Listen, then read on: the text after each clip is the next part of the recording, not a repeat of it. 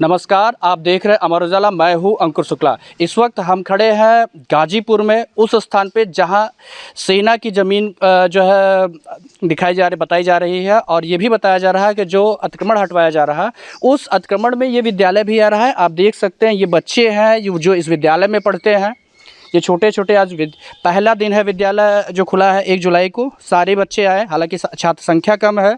और यहाँ की जो स्थिति है, हम सीधे जहाँ के जो प्रधानाध्यापक हैं उनसे हम बातचीत करते हैं, वो क्या कहती हैं इस पूरे मामले पर। और मेरा विद्यालय अंधौ हवाई अड्डा के पास में है जी। अब टूटेगा या नहीं, अब तो SDI सर जो हमारे अधिकारी हैं उनको हम अवगत करा दिए हैं एप्लीकेशन दे करके। बेसिक शिक्षा अधिकारी को भी एप्लीकेशन दे दिए हैं। और किस संबंध में आपने अवगत कराया? अब ये है कि यहाँ पर अधिकारी आए थे, अब टूटेगा कि नहीं टूटेगा, वो लोग बोले कि नहीं टूटेगा। अच्छा, उन्होंने कहा कि टूटेगा। हाँ। कुल कितने बच्चे यहाँ पढ़ते हैं? यहाँ पर 107 107 जी। हाँ। अच्छा, क्या विद्यालय मर्ज भी हो रहा है? मेरा विद्यालय मर्ज में नहीं था। कब से ये विद्यालय है? 1995 से। अगर मान लीजिए विद्यालय बंद होता या टूटता है तो बच्चे कहाँ जाएंगे? अब सर हमारे अधिकारी बता सकते हैं कहाँ जाएगा जी। इस संबंध में हम अवगत करा दिए हैं सर, एप्लीकेशन देकर अवगत करा दिए हैं। 26 ये लोग आए थे, किस तारीख को, तो नहीं हम संचारी में थे, किस तारीख को था ये नहीं पता है जी। 23 को आए थे। आपने कब किया है?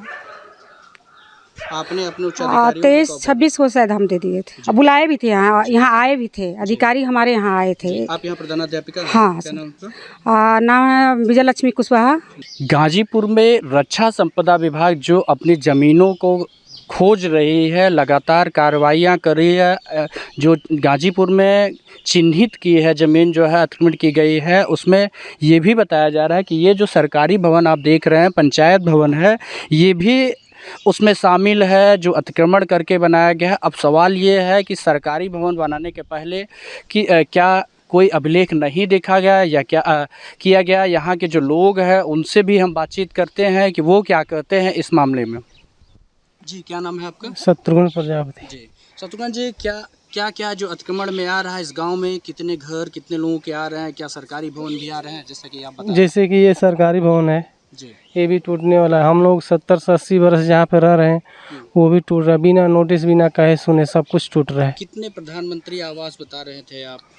प्रधानमंत्री आवास बहुत बना हुआ है, वहाँ पे लोग रोज आ रहे हैं, रोज देख रहे हैं मीडिया वाले। अब ये पंचायत भवन भी उसी जद में आ रहा है? उसी जद में ये भी आ रहा है पंचायत भवन भी जी।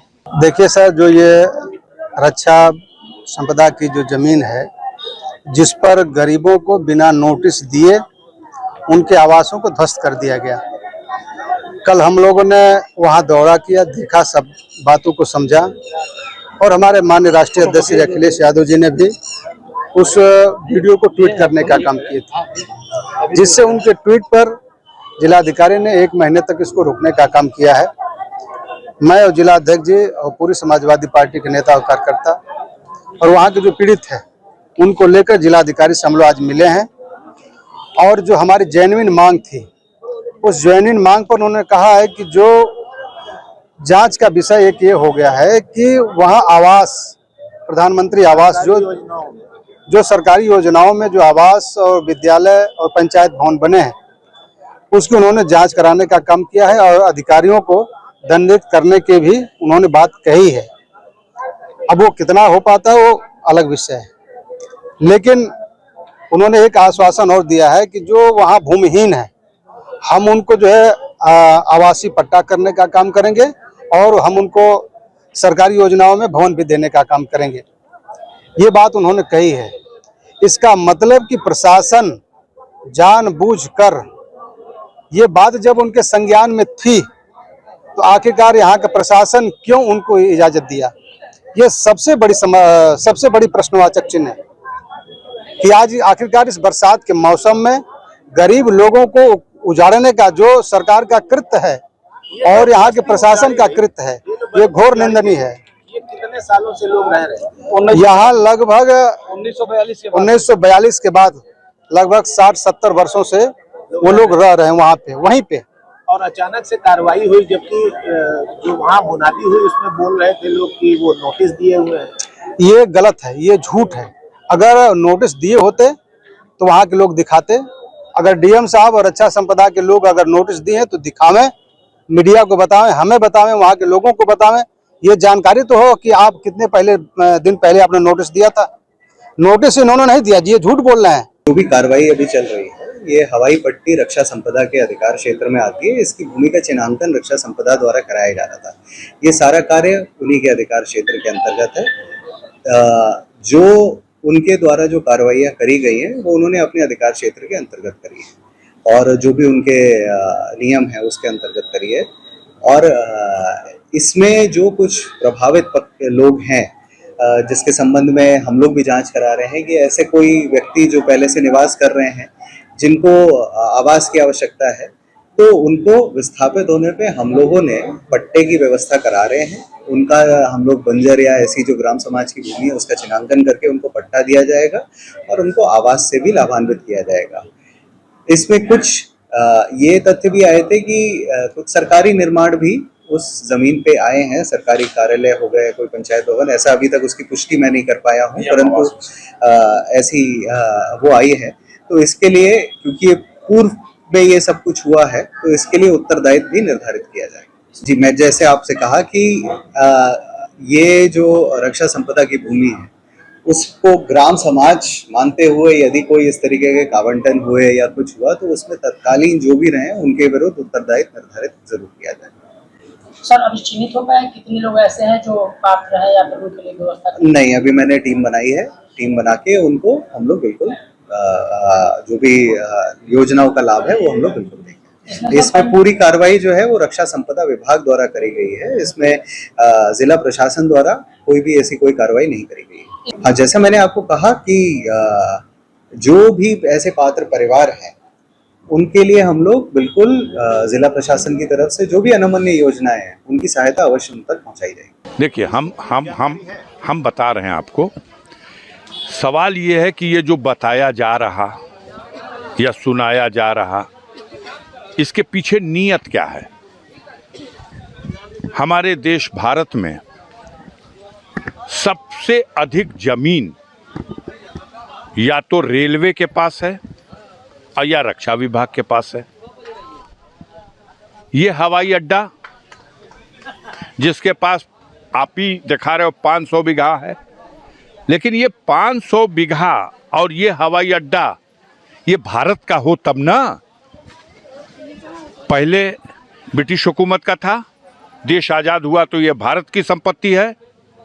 हमें तो शक है कि कल ये हवाई अड्डा, जैसे लखनऊ का हवाई अड्डा, दिल्ली का हवाई अड्डा, बॉम्बे का हवाई अड्डा, केरल का हवाई अड्डा, गुवाहाटी का हवाई अड्डा, इस देश के बड़े बड़े पूंजीपतियों के नाम कर दिया गया है।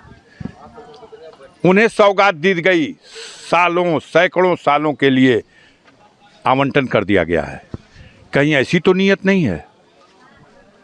अभी तो सरकार की बात चल रही है।